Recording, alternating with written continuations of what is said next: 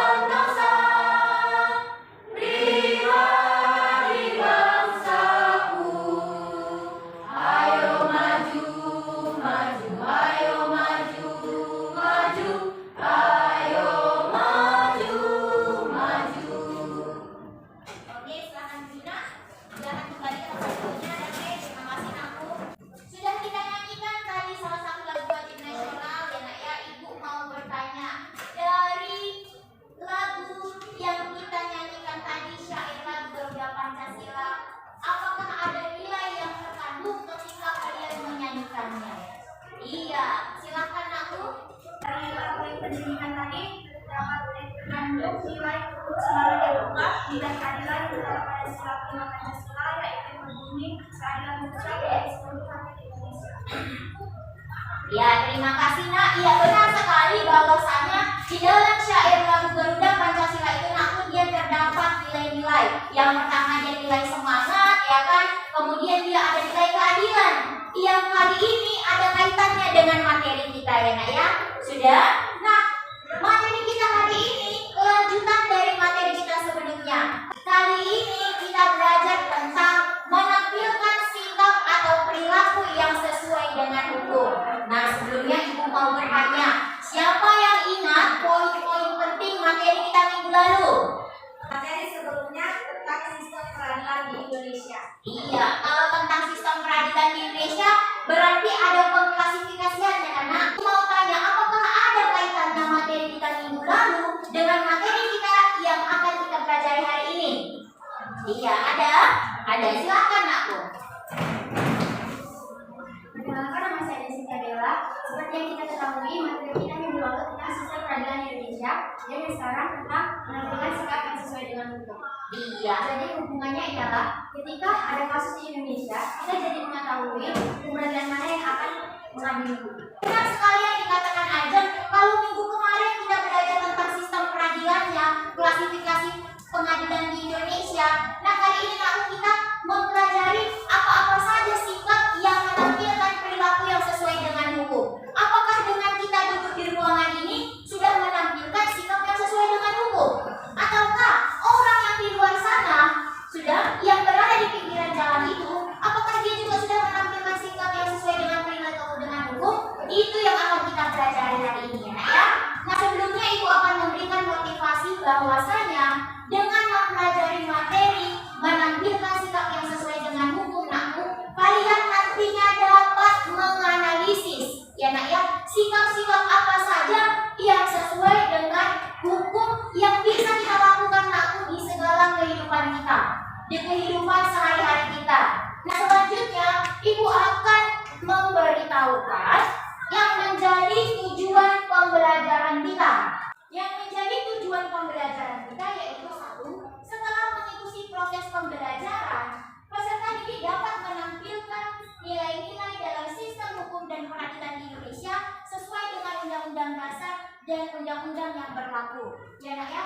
Nah, poin kita adalah di nomor 5. Setelah mengamati poin, peserta didik dapat menganalisis sikap yang tidak sesuai dengan hukum dengan benar. Ya nak ya. Dan di poin yang ke-6 ya nak ya, kalian juga nanti ya mampu menganalisis sikap yang sesuai dengan hukum dengan benar. Jadi benarnya itu sudah pas belum?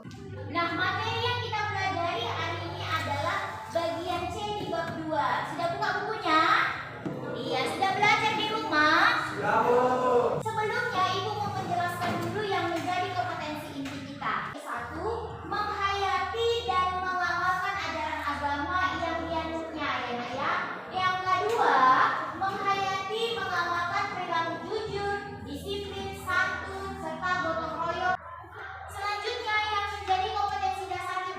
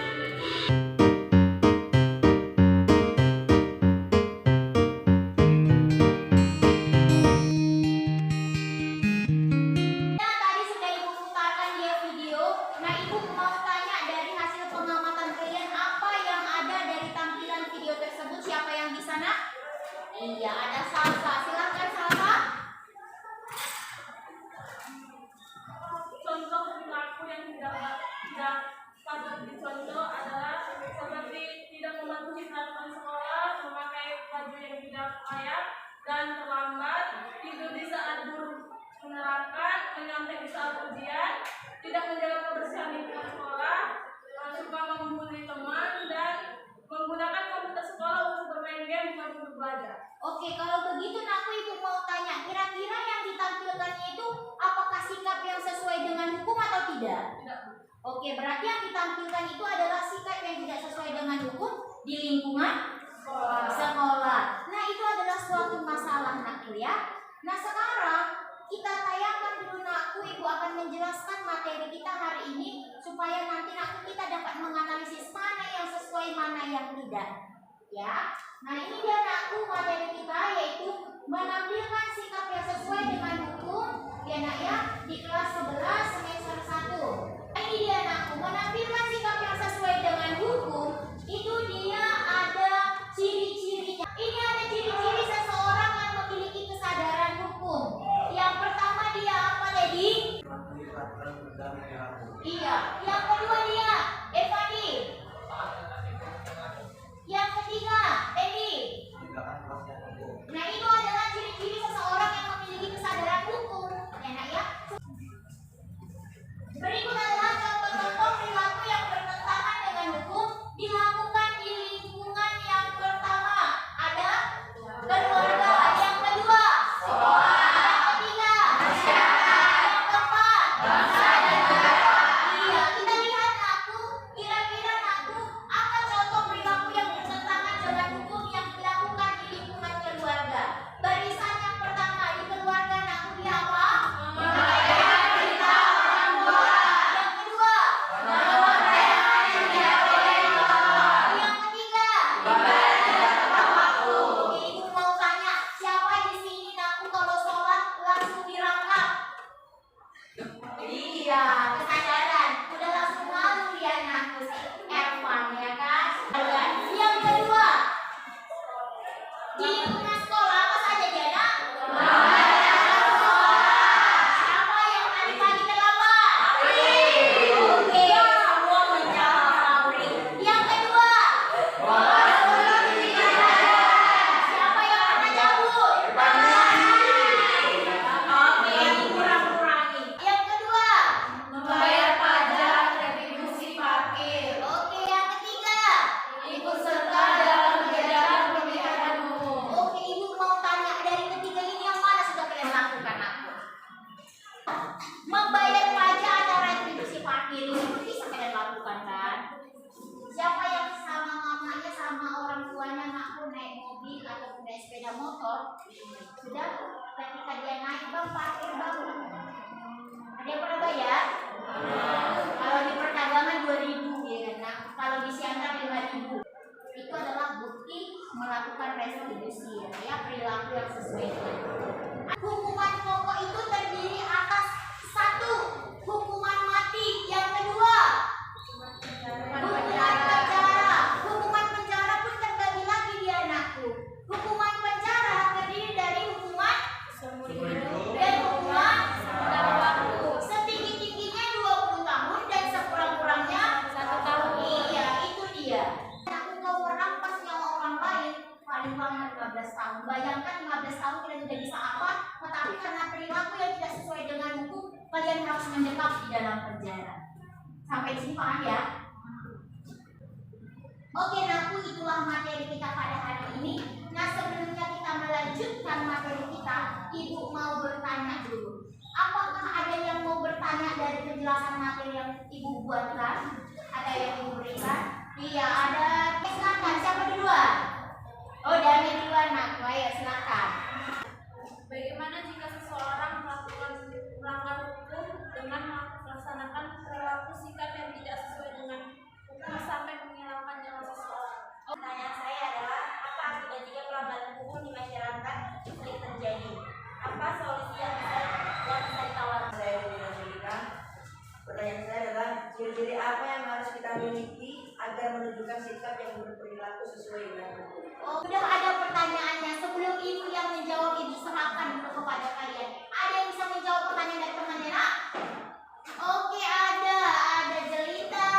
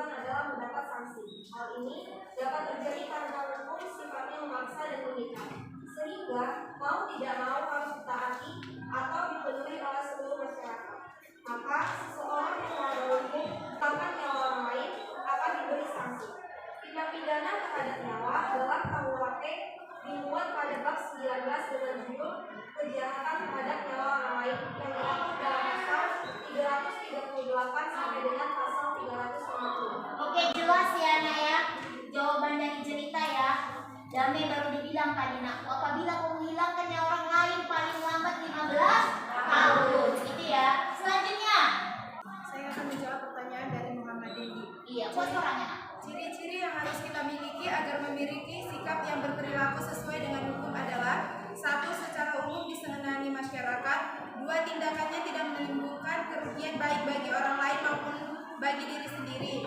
3. Sikap dan tutur kata tidak menyinggung orang lain. 4. Tindakannya menciptakan keselarasan. 5. Sikapnya cerminan kesadaran dan kepatuhan hukum. Oke, bagus sekali. Itu adalah jawaban dari pertanyaan-pertanyaan kakaknya. Nah, selanjutnya nakku kita akan berdiskusi. Tapi sebelum diskusi, Ibu mau bagi kalian dulu menjadi beberapa kelompok ya nak ya. Dengarkan namanya Ibu panggilin dan dengarkan pembagian kelompoknya ya nak ya. Kelompok 1 ya nak ya. Kelompok 1 itu dia terdiri dari Adinda, Rizky, Ajeng, Angga, Apri, Cici, Dame. Kedua itu terdiri dari Fadli, Fajar, Grace, Divandi, Cerita, Kalila, Emris, Madina. Ya. Kelompok 3 itu dia terdiri dari Mia Nadia, Mia Roli, ya nak ya. Kemudian ada Muhammad Dendi. Nah, kelompok 4 itu dia terdiri dari Karut Nauli, Salsabila, Cecilia, itu dia nak ya pembagian kelompoknya. Nah, selanjutnya dia nakku silakan bergerak sesuai kelompoknya masing-masing.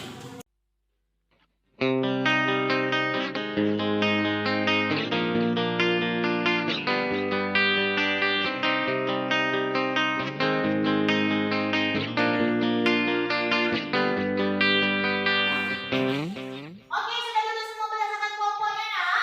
Sudah. Oke, dengarkan Ibu. Kelompok 1 Ibu bagi dia nakku lingkungan keluarga. Enak ya. Kelompok 2 dia lingkungan sekolah. Kelompok 3 dia lingkungan masyarakat. Kelompok 4 bangsa dan negara. Oke, dengarkan Ibu nakku. Nah, kali ini kalian Ibu tugaskan yaitu untuk menganalisis. Nah, apa yang dianalisis? Silakan cari video nakku yang menampilkan perilaku yang tidak sesuai dengan hukum. Sudah?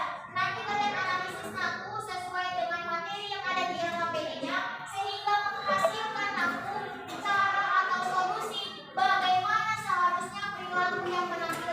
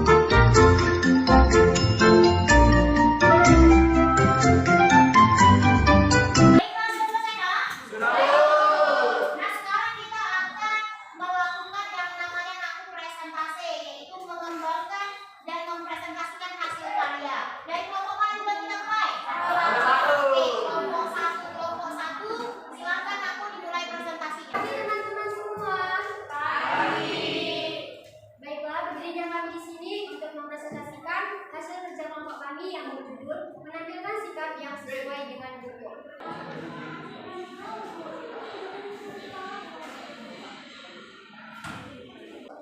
Pada adegan pertama ini yaitu mencerminkan sikap ketidakpatuhan terhadap hukum di lingkungan keluarga, yaitu melawan orang tua. Baiklah, kami akan membuka sesi tanya jawab bagi kelompok masing-masing. Silakan menunjukkan pertanyaannya. Saya Leila Hasibuan yang bertanya, sebagai seorang anak, apakah kita perlu melakukan sikap-sikap yang sesuai dengan hukum? Silakan perwakilan dari kelompok 4. Bagaimana jika seorang anak tidak menampilkan sikap yang sesuai dengan hukum di lingkungan keluarga? Saya akan menjawab pertanyaan dari kelompok 4 yaitu Oleh. Bagaimana jika seorang anak tidak menampilkan sikap yang sesuai dengan hukum di lingkungan keluarga? Jika anak tidak menampilkan sikapnya, itu akibatnya adalah tidak patuh terhadap orang tua, tidak melaksanakan ibadah tepat waktu, tidak mendengarkan nasihat orang tua, tidak saling menghormati anggota keluarga, dan tidak melaksanakan tugas dan kewajiban setiap anggota keluarga.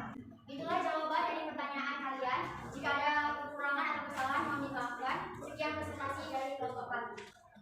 Oke, kita berikan aplaus kepada penampilan kelompok 1. Oke, Aku, sebelum kita melanjutkan presentasi di depan kelas supaya menambah motivasi kita, ice breaking dulu biar fokus dulu semuanya ya. Semua berdiri.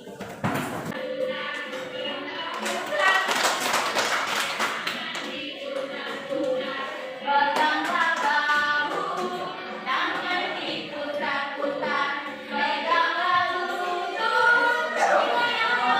Selanjutnya aku kelompok 3, selamat presentasi nak. Selamat siang semuanya. Kami dari kelompok 3 ingin mempresentasikan hasil pengamatan video yang menampilkan sikap yang sesuai dengan hukum di masyarakat yang kami ambil dari hukum.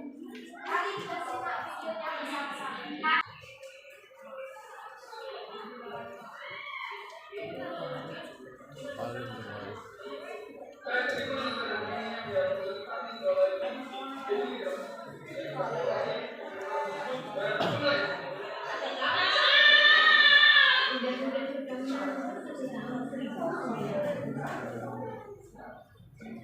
Dari video yang baru saja kita tonton yaitu analisis perilaku yang dapat ditampilkan yang mencerminkan sikap tidak patuhan terhadap hukum di lingkungan masyarakat.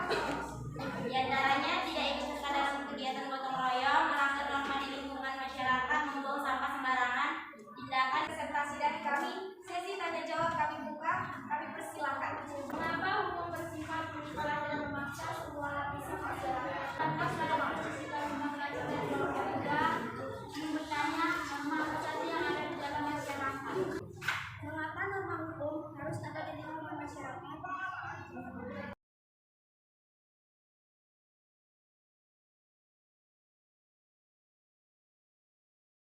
Kami akan menjawab pertanyaan dari teman-teman. Kami akan menjawab dari kelompok 1. Mengapa norma hukum harus ada di lingkungan masyarakat? Pedoman bertingkah laku dalam kehidupan bermasyarakat. Setiap individu tidak bisa bertingkah laku seenaknya hingga merugikan orang lain. Oleh karena itu, kehadiran norma hukum berfungsi untuk menjadi pedoman aturan masyarakat dalam pengelolaan nasional. Saya akan menjawab pertanyaan dari Grace kelompok 2. Setidaknya terdapat 4 norma yang diterapkan dalam kehidupan sehari-hari. Jenis-jenis norma tersebut yakni norma kesopanan, kesusilaan, agama, serta norma hukum. Selanjutnya saya akan menjawab pertanyaan dari kelompok 4, yaitu mengapa hukum bersifat mengikat dan memaksa semua lapisan masyarakat. Hukum bersifat mengikat dan bertujuan untuk mengatur tingkah laku manusia agar keadaan lingkungannya bersifat aman, nyaman, dan tertib. Oleh karena sifatnya yang mengikat, maka hukum harus ditaati dan dijalani. Jika tidak, sanksi akan diberikan kepada mereka yang melanggar. Sekian sesi tanya jawab. Mohon maaf atas segala kesalahan. Kami ucapkan terima kasih. Oke, kita berikan aplaus kepada kelompok 3. Oke, tadi setelah kalian mempresentasikan aku, maka sekarang kita akan melakukan menganalisa dan mengevaluasi.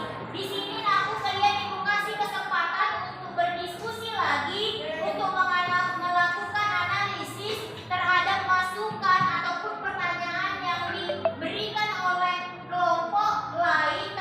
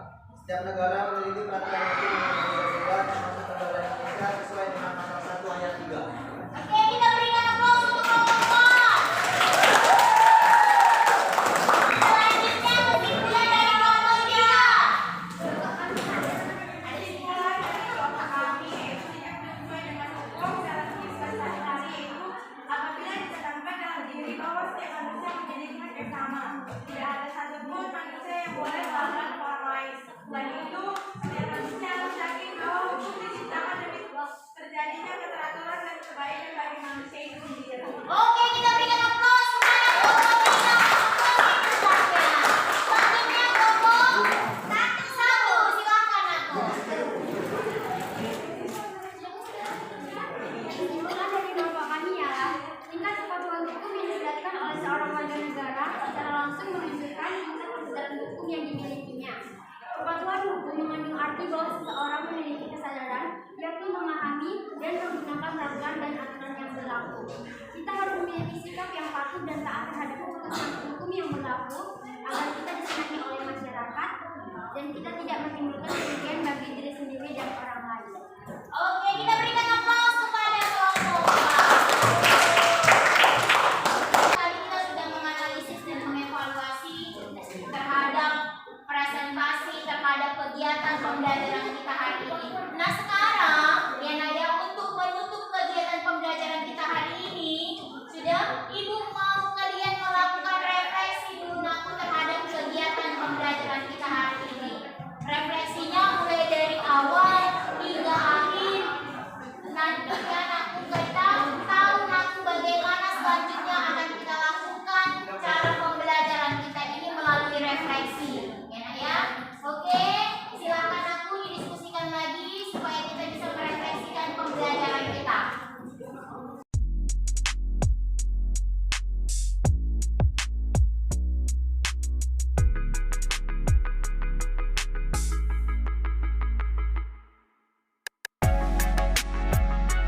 Oke ya Nak? Sudah selesai? Kali ini Ibu berikan kesempatan kepada kelompok 1 untuk terlebih dahulu. Saya dari kelompok 1 akan membacakan refleksi dari kelompok kami. Menurut kelompok kami, pembelajaran hari ini sangat berkesan karena dapat menambah wawasan kami mengenai sikap yang sesuai maupun tidak sesuai dengan hukum. Namun, kami berharap Bu Dewi selalu membimbing meningkatkan komunikasi dan masing-masing kelompok agar tidak terfokus dengan satu kelompok atau kelompok lain. Terima kasih. Oke, kita berikan aplaus kepada luar biasa ya, ternyata refleksinya bukan hanya pada pembelajaran, ternyata juga kepada itu. Oke, selanjutnya refleksi dari kelompok 3. Refleksi dari kelompok 3 mempelajari materi hari ini adalah kita lebih mengetahui struktur tata hidup bernegara dan bermasyarakat di Indonesia, dan juga akan mengerti dan memahami sistematik dan susunan hukum yang berlaku di Indonesia. Oke, kita berikan aplaus kepada refleksi kelompok 3. Dan kelompok terakhir, kelompok 4. Refleksi dari kami kelompok 4 ialah kami sangat senang dapat melakukan kerjasama antar kelompok dan juga antar sesama teman, dan juga kami sangat senang dapat mengetahui bahwa berlaku dalam hukum itu wajib dapat dilaksanakan. Kita wajib bersyukur Naku akhirnya pertemuan kita hari ini selesai. Namun sebelumnya Naku, untuk menguji pemahaman kita terhadap materi hari ini, Ibu telah membuatkan soal uji kompetensi di pengetahuan yang telah Ibu bagikan di grup WhatsApp-nya.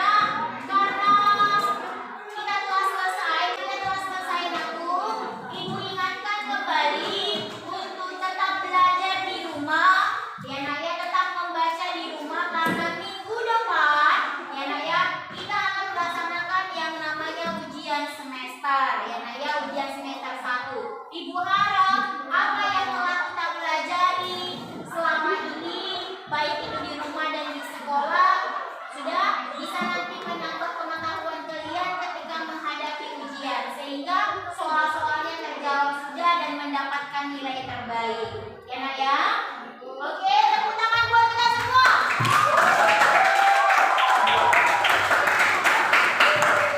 Baik anak, karena tadi kita awali dengan doa, maka kegiatan kita hari ini kita akhiri pula dengan doa yang dipimpin oleh Carla. Ya, silakan aku.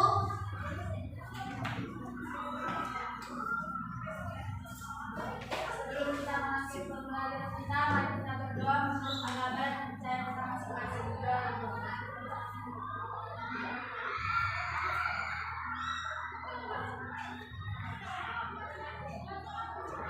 Doa kita.